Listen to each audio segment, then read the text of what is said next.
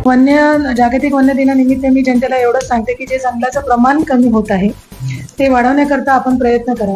जंगलाला जे लोक वनवनवा लावतात त्यांनी जंगलाला वनवनवा लावू नये. त्यामुळे बऱ्यापैकी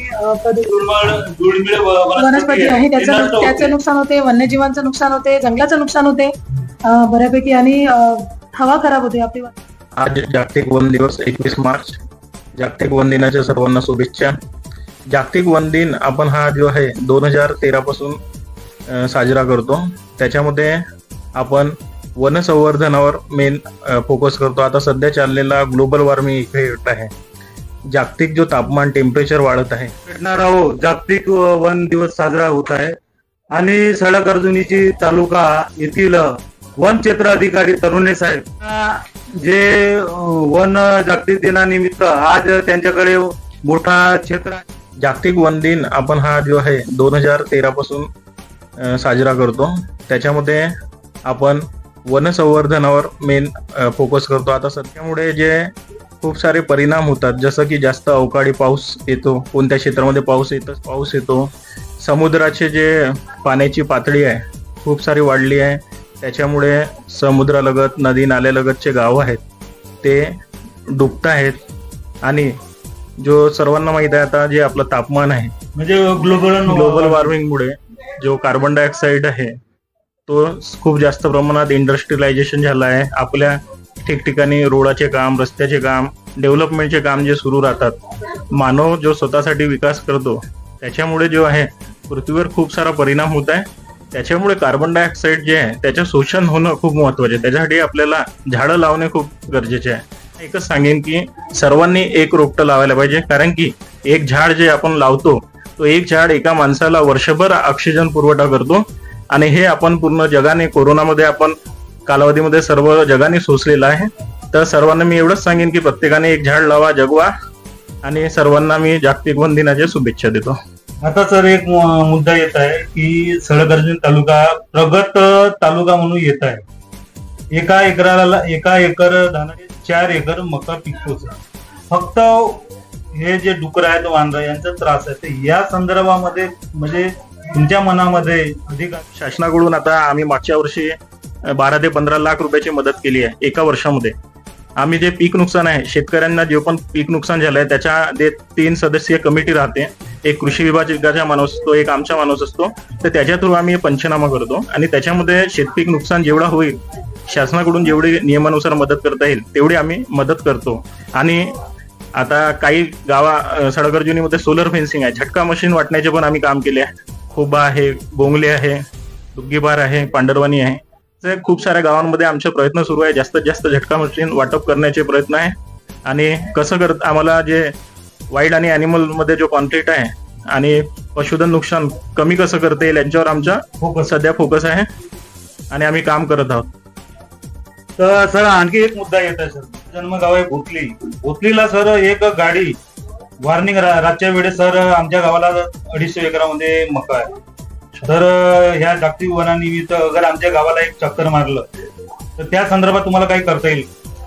तुमच्या गावामध्ये आमचे जे वनपाल आहेत, वनरक्षक आहेत, आणि जे बेलकर असतील तिकडे वनरक्षक, आणि आमचे गोटेपुढे साहेब आहेत, क्षेत्र साहेब, त्यांचे आमच्या नेहमीच सूचना आहे त्यांना गावागावामध्ये जाऊन जनजागृती करणे आणि ज्यांचे पण पीक नुकसान होत असेल त्यांना नुकसान भरपाई देण्याच्या माझ्याकडून सर्वांना सूचना आहे. सर्व स्टाफला अशी सूचना दिली आहे. गाडीचं सर वॉर्निंग मला नाईट पेट्रोलिंग करता येईल आणि आम्ही नेहमी नाईट पेट्रोलिंग आमची सुरूच असतो. आता सर गावकऱ्यांची खूप मागणी, आता म्हणजे मका भरण्याच्या अवस्थेमध्ये मका शेतकऱ्यांच्या दारामध्ये लखपती होण्याच्या पोझिशन मध्ये आहे. तर काय कार्यवाही करा?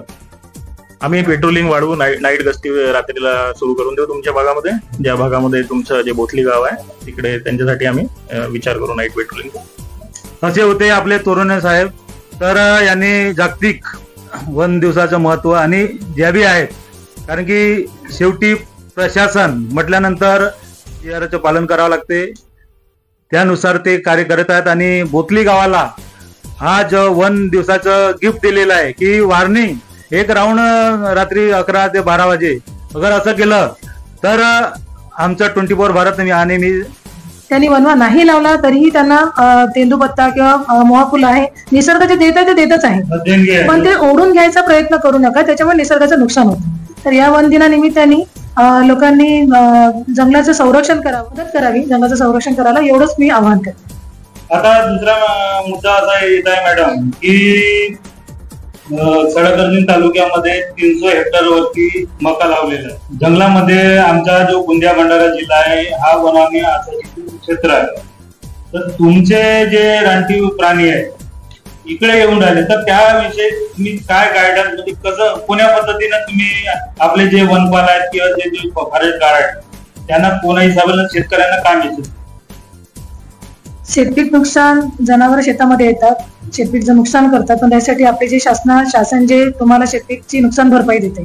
मी कास्तकारांना म्हणेन की ज्या वेळेला तुमचं असं नुकसान होते तुम्ही संबंधित जवळपास जे फॉरेस्ट ऑफिस आहे, जे बीटगार्ड आहे त्यांच्याशी संपर्क करा, त्यांच्याकडे अर्ज करा. शासन तुम्हाला तुमच्या शेतपीक नुकसानीची भरपाई देते. आणि दुसरं, शासनाची योजना आहे सोलर फेन्सिंग योजना. तर ती सोलर फेन्सिंग योजनेमध्ये सबसिडी आहे. 12,000 रुपये शासन देते, 4,000 रुपये कास्तकाराला द्यायचे आहे. तर ते त्या सबसिडीनुसार तुम्ही सोलर कुंपण घ्या आणि शेताला कुंपण लावा. म्हणजे एक प्रकारे थोडंफार तरी का होईना संरक्षण होईल आणि वन्यजीव तुमच्या शेतामध्ये येणार नाही. ती योजना आहे, त्या योजनेचा त्यांनी लाभ घ्यायला पाहिजे. आणि तरीही नुकसान झालं तर संबंधित जवळपास जे ऑफिस आहे, प्रादेशिकचं म्हणा किंवा वाईल्ड लाईफचं म्हणा, त्यांच्यामार्फत त्यांनी प्रकरण तयार करायला पाहिजे. शासन नुकसान भरपाई देतं.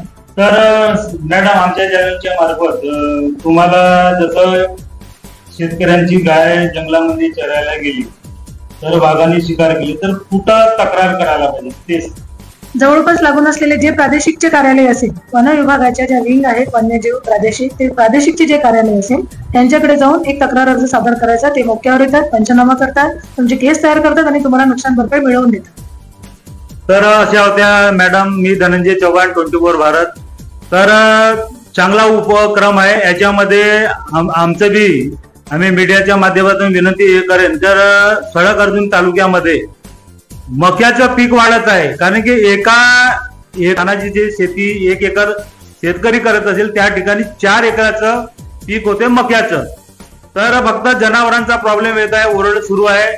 तर हा जो प्रॉब्लेम आहे अगर वन विभागाने सांभाळलं तर पुढच्या वर्षी दुपटीनं हा पीक घेण्यात येईल. मी 24 भारत, धनंजय चव्हाण, गोंदिया.